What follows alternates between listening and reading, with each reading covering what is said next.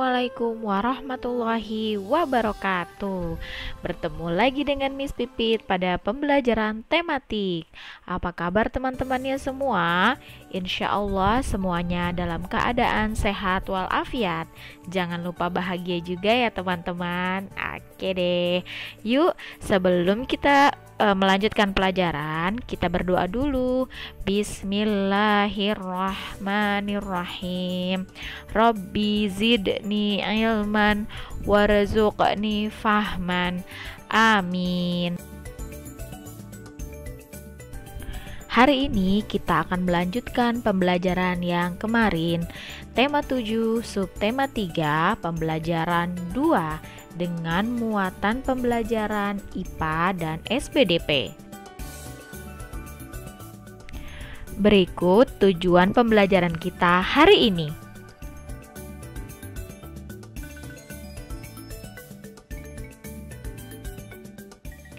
Apa saja ya yang akan kita pelajari hari ini? Yang pertama, tentang perubahan wujud benda. Yang kedua, tentang praktik peristiwa menyublim dan mengkristal. Yang ketiga, tentang ragam seni rupa. Yuk, kita masuk materi yang pertama, yaitu tentang perubahan wujud benda. Sebenarnya materi ini sudah sering dibahas pada pembelajaran-pembelajaran sebelumnya. Miss Pipit hanya akan mengingatkan sedikit agar kalian tidak lupa ya, karena minggu ini kita masuk ke subtema yang terakhir dari tema 7. Jadi kita ulang sedikit tentang mata pelajaran IPA, perubahan wujud benda. Coba perhatikan baik-baik diagram pada layarmu. Nah, di situ ada 3 benda, gas, padat, dan cair yang dapat berubah wujud berdasarkan kalor yang ada di sekitarnya. Yang pertama, peristiwa perubahan wujud benda padat menjadi benda cair dinamakan mencair.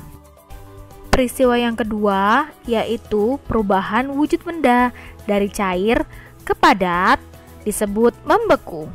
Yang ketiga, peristiwa perubahan wujud benda dari cair ke gas disebut menguap. Yang keempat, perubahan wujud benda dari gas ke cair disebut mengembun. Yang kelima, peristiwa perubahan wujud benda dari padat ke gas disebut menyublim. Yang terakhir, peristiwa perubahan wujud benda dari gas ke padat disebut mengkristal.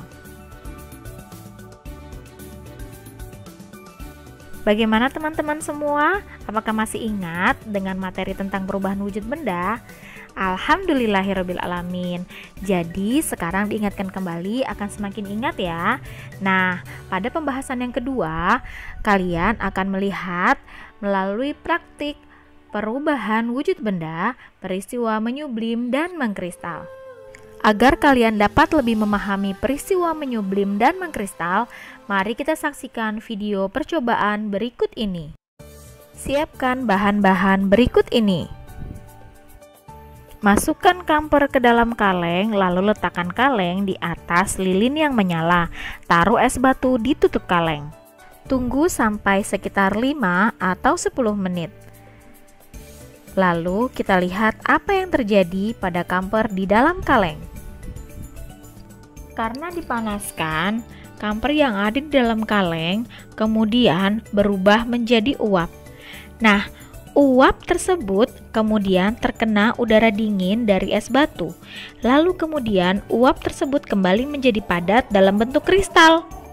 Pada percobaan tadi kalian telah menyaksikan peristiwa menyublim dan mengkristal sekaligus. Bagaimana? Apakah sudah paham? Oke, sekarang kita lanjut yuk ke materi yang ketiga tentang ragam seni rupa. Materi ini dapat kalian lihat pada halaman 152 sampai 154. Seni rupa terbagi menjadi 2, yaitu seni rupa murni dan seni rupa terapan. Seni rupa murni adalah hasil karya seni yang dibuat oleh seorang seniman yang fungsinya hanya untuk dinikmati keindahannya saja, tanpa dapat dipakai untuk kegiatan sehari-hari. Sedangkan seni rupa terapan adalah jenis seni rupa yang sengaja dibuat untuk membantu kehidupan manusia. Dalam membuat karya ini, seniman mempertimbangkan sisi keamanan, kenyamanan, nilai guna, dan keindahan.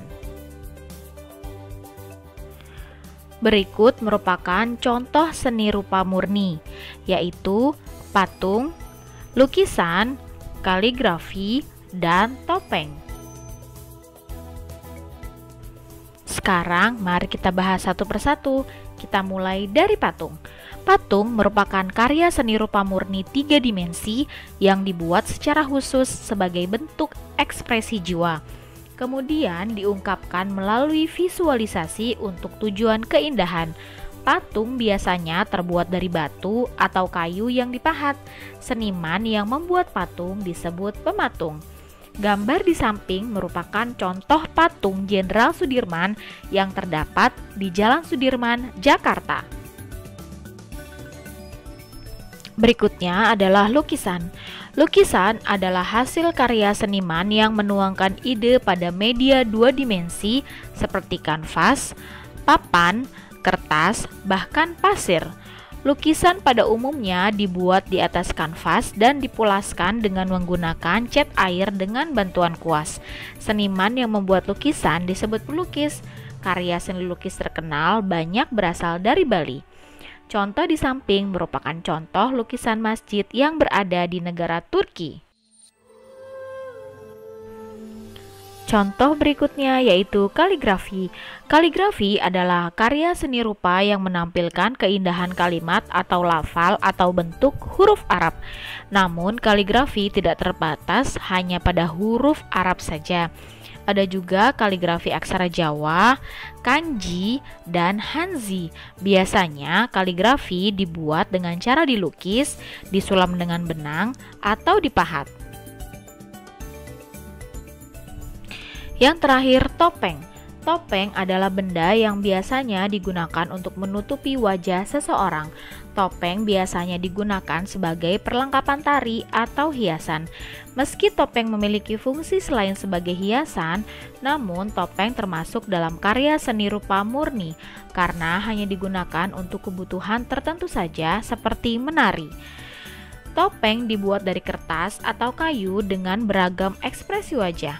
Penghasil kerajinan topeng di Indonesia diantaranya Yogyakarta, Cirebon, Bali, Surakarta, dan Bandung. Mari lanjut ke contoh seni rupa terapan. Ada 6 yaitu kerajinan batik, kerajinan ukir, kerajinan anyaman, kerajinan tenun, kerajinan wayang, dan kerajinan keramik. Yang pertama, kerajinan batik.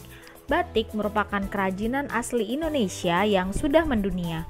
Batik dibuat dengan cara dilukis dengan menggunakan canting dan lilin yang dipanaskan atau malam. Batik biasanya dilukiskan di atas kain. Pengrajin yang membuat batik disebut pembatik.